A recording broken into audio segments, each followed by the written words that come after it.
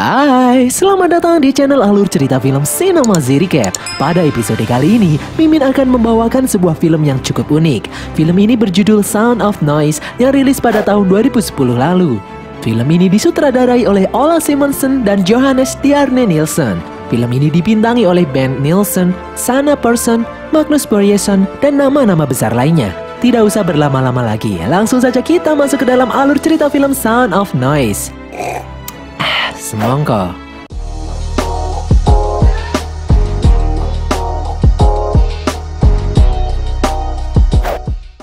Ini adalah sebuah kisah tentang seorang pria yang bernama Amadeus Warnerbring. Dia lahir dari keluarga musisi, ibunya adalah seorang pianis profesional dan ayahnya adalah salah satu komposer musik terbaik. Adik Amadeus bernama Oscar. Oscar adalah anak jenius di bidang musik. Pada umur 4 tahun, dia sudah mahir bermain violin, dan pada umur 12 tahun, dia sudah bisa menyusun komposisi musik sendiri. Sedangkan Amadeus sendiri adalah seorang yang buta nada sejak lahir. Amadeus tidak suka musik. Saat sudah dewasa, Amadeus bekerja sebagai detektif di kepolisian. Amadeus sangat terganggu saat mendengar rekannya menyetel musik dari radio dengan nyaring. Amadeus tidak segan-segan untuk mematikannya. Di tempat lain, di jalanan, dua orang musisi dengan genre musik noise, Sanna dan Magnus, ngebut di jalanan naik mobil van sambil Magnus memainkan drum menyesuaikan tempo dengan metronom yang ada di dalam mobil. Sanna membuat komposisi musik dari suara drum dan raungan mobil yang mereka kendarai. Karena cara mengemudi mereka ugal-ugalan, mereka berdua pun dikejar oleh polisi yang sedang berjaga. Mereka melempari polisi itu menggunakan drum dan akhirnya berhasil kabur. Beberapa saat kemudian, Amadeus dan petugas kepolisian yang lain memeriksa sebuah mobil van yang menabrak gedung kedutaan. Mereka menyuruh orang-orang yang ada di sana menyingkir karena mereka mendengar detak dari dalam mobil, mirip detak timer bom. Amadeus kemudian penasaran ingin memeriksa. Dia berjalan sendiri mendekati mobil tersebut. Dan ternyata itu bukan bom, melainkan sebuah metronom. Mobil itu adalah mobil yang barusan dikendarai oleh Sanna dan Magnus ugal-ugalan. Dari jauh, Sanna dan Magnus melihat mobil mereka yang rusak, lalu kemudian pergi.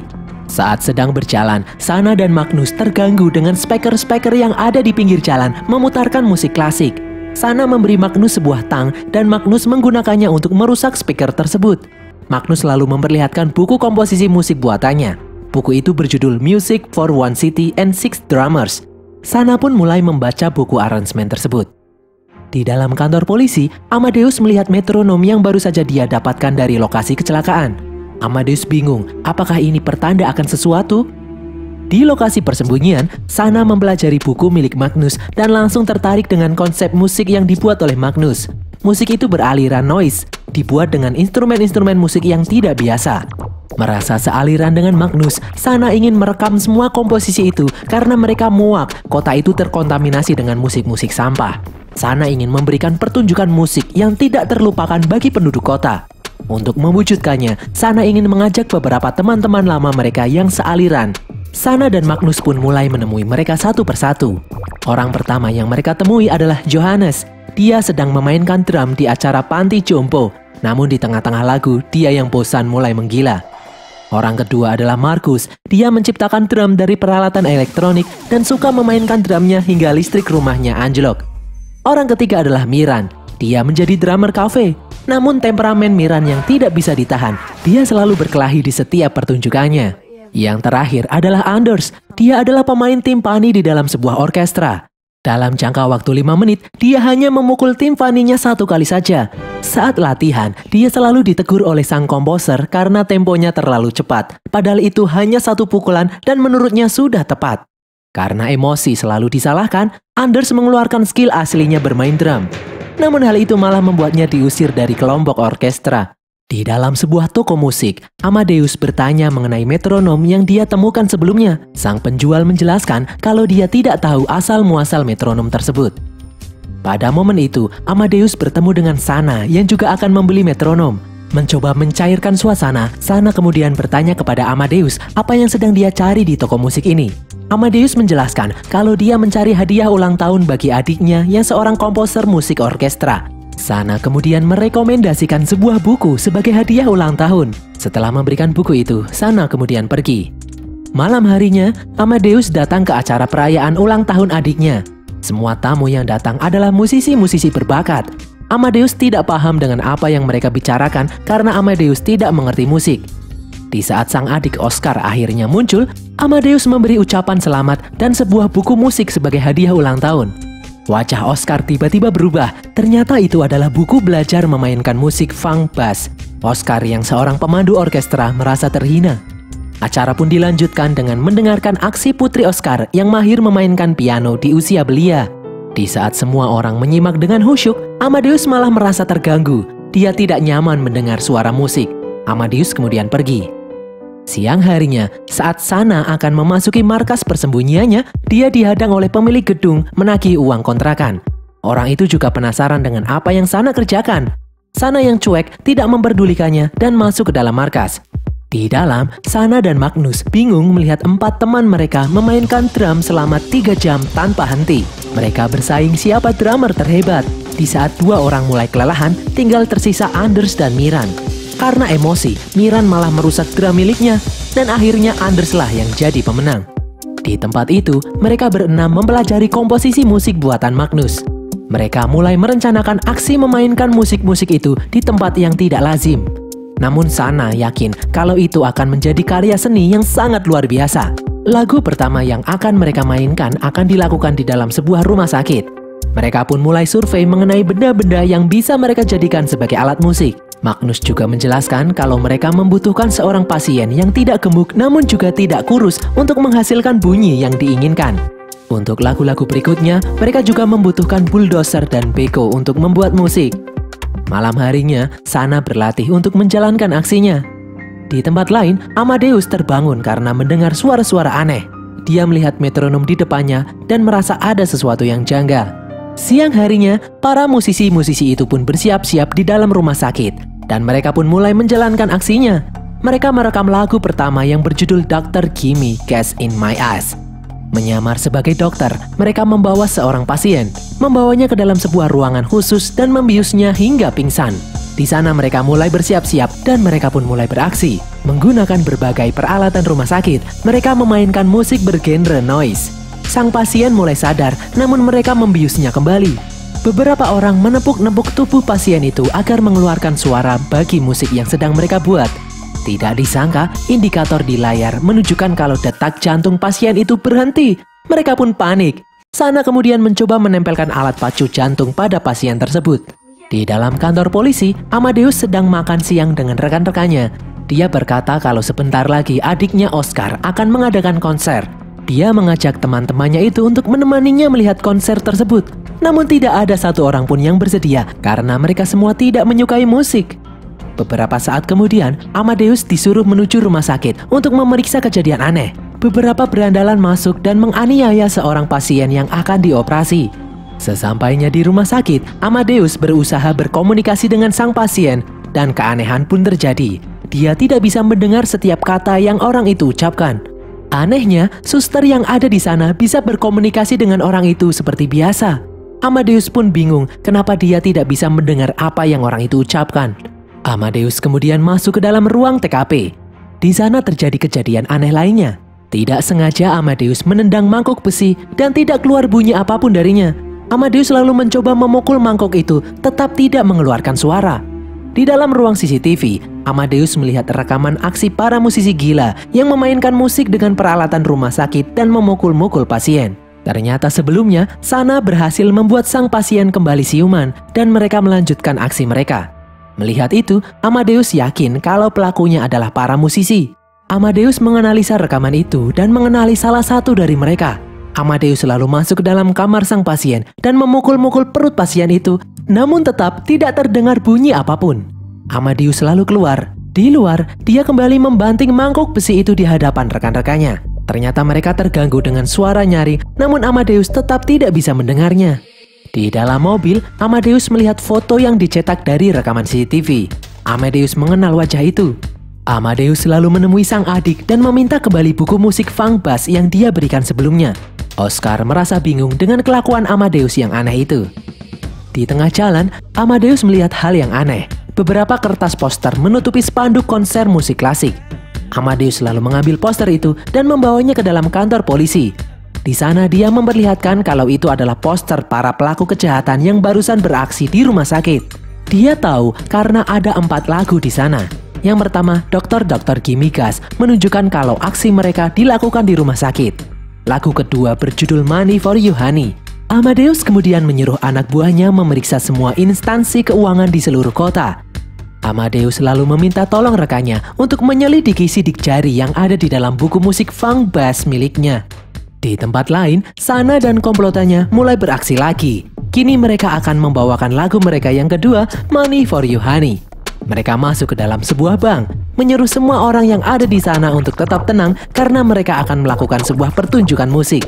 Dan aksi mereka pun dimulai. Dengan alat yang ada di sana, mereka mulai memainkan musik. Mereka merobek kertas, memukul kaca, dan menstempel dokumen hingga menghasilkan komposisi musik yang unik. Di dalam kantor polisi, Amadeus mendapatkan laporan penyerangan di dalam sebuah bank. Mereka pun bergegas. Sesampainya di bank, Amadeus memeriksa tempat kejadian. Dia memeriksa sebuah stempel, namun tak terdengar bunyi apa-apa. Dia langsung sadar kalau ini adalah aksi dari musisi yang sama. Salah satu rekan Amadeus lalu memberitahu kalau dia telah memeriksa sidik jari di buku sebelumnya. Dia menemukan sidik jari seorang wanita yang bernama Sana Person. Dia tidak berhasil menemukan alamat Sana, tetapi yang pasti Sana adalah seorang mahasiswi akademi musik, namun sudah dikeluarkan. Amadeus lalu mendatangi akademi musik yang dimaksud. Di depan sang profesor, Amadeus bertanya mengenai Sana. Profesor itu teringat sesuatu. Sana adalah muridnya yang memiliki ide musik paling gila. Sana menciptakan musik dengan alat-alat yang tidak lazim. Karena kelakuannya itulah, akhirnya Sana dikeluarkan. Sang profesor menyebut kalau saat itu 2 murid dikeluarkan dalam waktu yang sama. Dan hal itu membuat akademi tersebut harus bekerja keras mengembalikan reputasi mereka dalam dunia musik.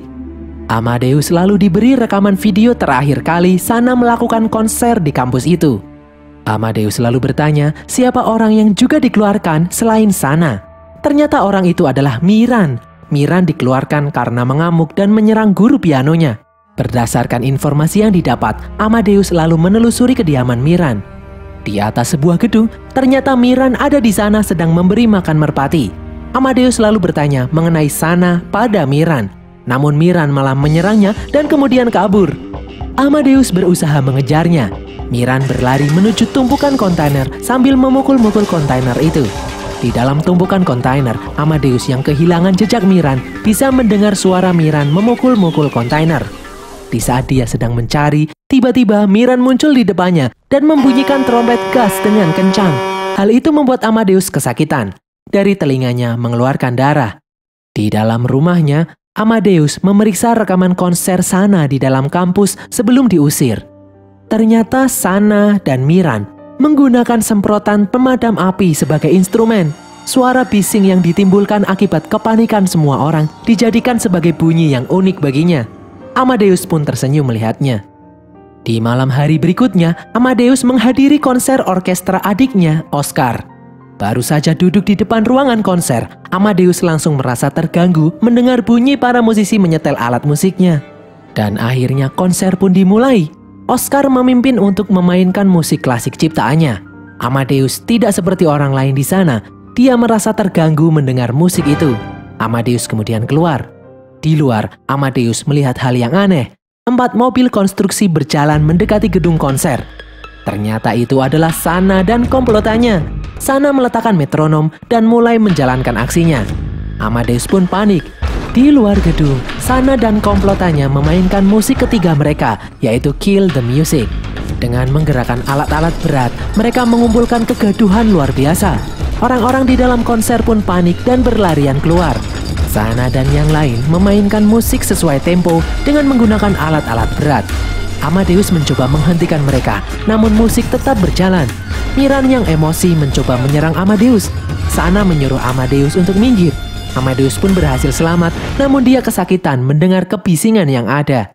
Amadeus kemudian teringat dengan masa kecilnya di saat kedua orang tuanya menyerah mengajarinya bermusik. Amadeus tidak suka musik, yang dia sukai adalah kesunyian. Amadeus berharap musik itu terbentuk dari kesunyian agar dia bisa menyukainya juga.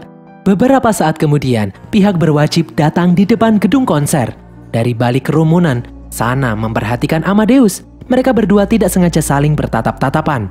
Sana bertanya bagaimana keadaan Amadeus. Amadeus lalu menjawab kalau dia baik-baik saja. Sana pun tersenyum lalu kemudian pergi.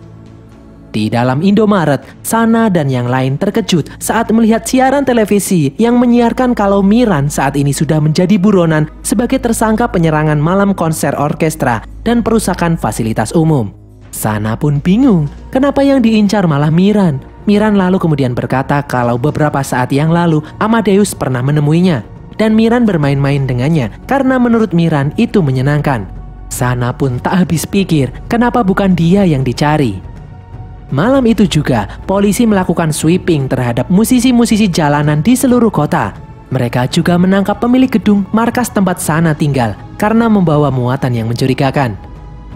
Di dalam kantor polisi, banyak musisi yang memainkan alat musiknya di dalam kantor. Amadeus yang mendengarnya merasa pusing dengan kebisingan yang ada. Ditambah-tambah, bunyi metronom semakin membuatnya kesal. Amadeus lalu mengamuk menghancurkan metronom itu dan mulai menghancurkan semua alat-alat musik yang ada di sana. Amadeus berteriak kalau dia hanya ingin kesunyian. Amadeus lalu melihat satu orang berbicara, namun dia tidak bisa mendengar ucapan pria itu. Amadeus langsung sadar kalau pria itu pasti memiliki hubungan dengan kelompok Sana. Karena keanehan ini selalu terjadi jika berhubungan dengan Sana dan komplotannya. Amadeus lalu mengajak pria itu menunjukkan lokasi markas Sana dengan diam karena dia tidak bisa mendengarnya. Sesampainya di dalam markas persembunyian, Amadeus melihat berbagai drum yang berjejer. Amadeus mencoba membunyikannya, namun dia tidak bisa mendengar suara apapun. Amadeus lalu menemukan sebuah buku komposisi musik buatan Magnus yang saat ini sedang dibuat. Amadeus lalu membuka buku itu dan melihat gambar orang memainkan musik bergelantungan di kabel listrik. Amadeus lalu teringat dengan lagu keempat mereka yang berjudul Electric Love.